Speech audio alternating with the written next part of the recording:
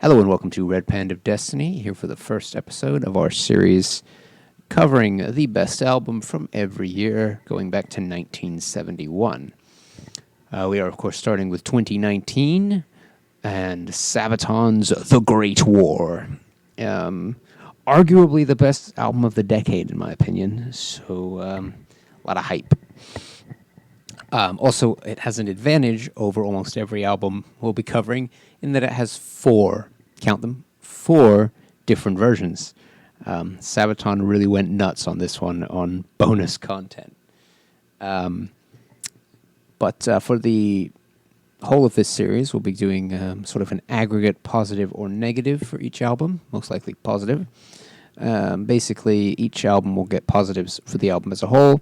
Then we'll go through the songs separately, give those positives and negatives, average them out, and add them to the totals from the overall ratings, and it'll give us a nice rating for the album. Of course, this one will get a lot more than other albums because we're rating for most songs, at the very least, 3 versions of each song, music video, a lyric video. I believe one of them actually has 2 lyric videos, and many of them have a Sabaton history episode, which is done by Indy Nidell, a fairly well-known historical YouTuber, I believe. But he basically goes through the history of each song and really gives you an insight into what the song is about, and they also talk about how the song was made.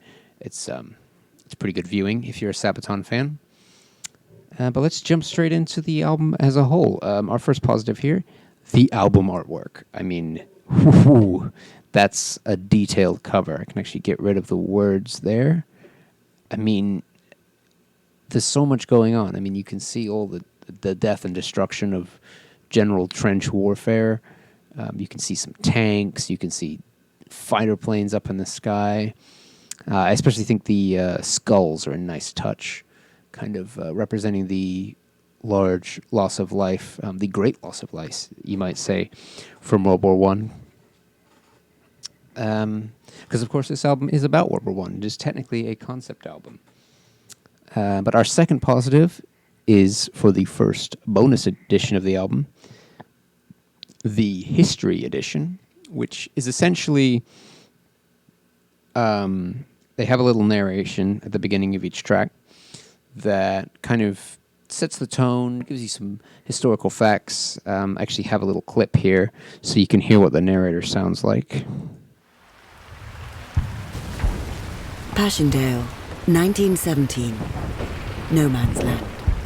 Not a great place to be. That does continue for at least 30 seconds, I believe. But yeah, you can feel it. It sets the scene. She lends a lot of gravitas to it. I really like her as a narrator. So she actually gets her own positive just for that.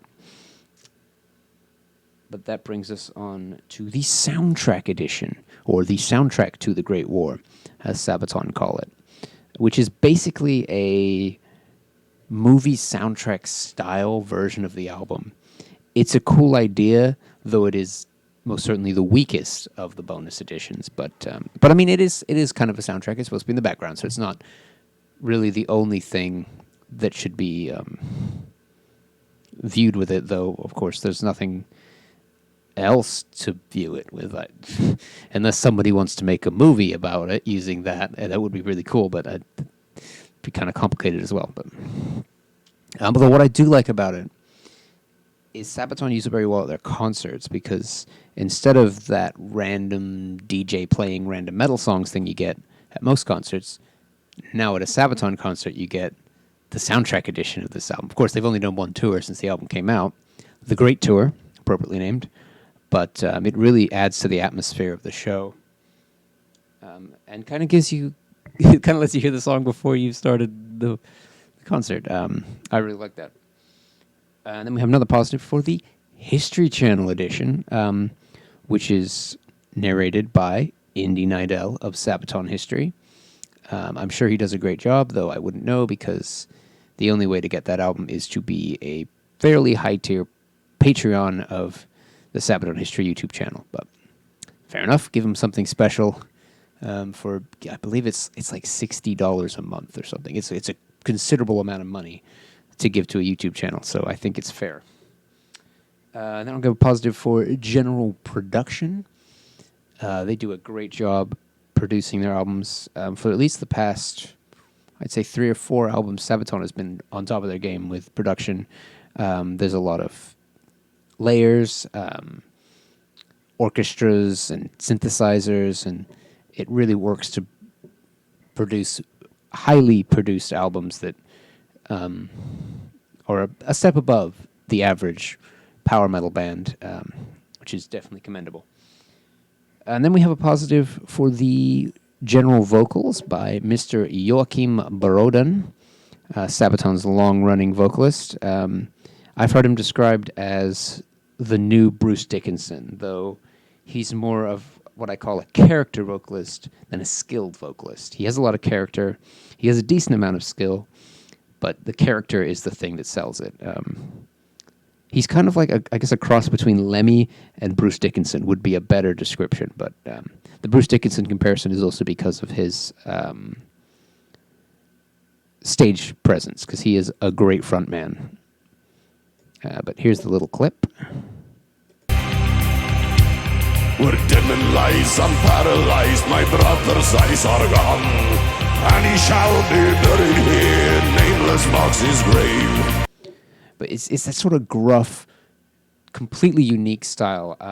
I have never heard anything like it, and Joachim does it excellently. But that brings us to the end of the album whole positives. I'll be putting up the first song episode later today, and that song will be The Future of Warfare. Very good title, at least, to start the album.